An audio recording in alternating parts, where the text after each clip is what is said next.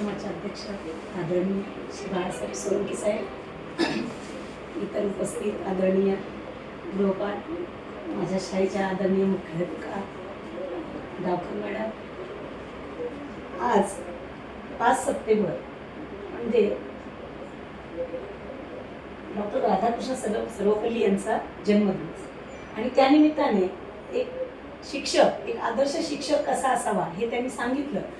आणि असावा मी म्हणते, असण्यापेक्षा असलाच पाहिजे, कारण भविष्य घडवणारा हा शिक्षक आहे.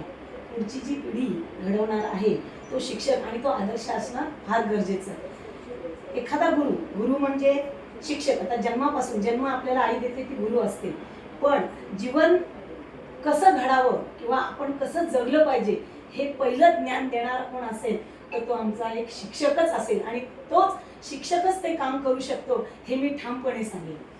आणि त्यानिमित्ताने एक आदर्श शिक्षक पुरस्कार, आम्ही तासिका तत्वावर मी काम करते, पण मला हा पुरस्कार मिळाला म्हणजे खूप मला भाग्य वाटते की मला त्यासाठी मॅडमने नाव सुचवलं. मी फार त्यांची आभारी आहे.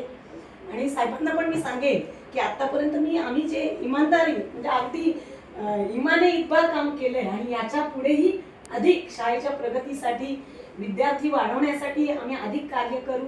तुमचा एक आशीर्वाद आणि मदतीचा हात आमच्या डोक्यावर असू द्या, एवढी मी इच्छा बाळगते आणि माझे हे 2 शब्द पूर्ण.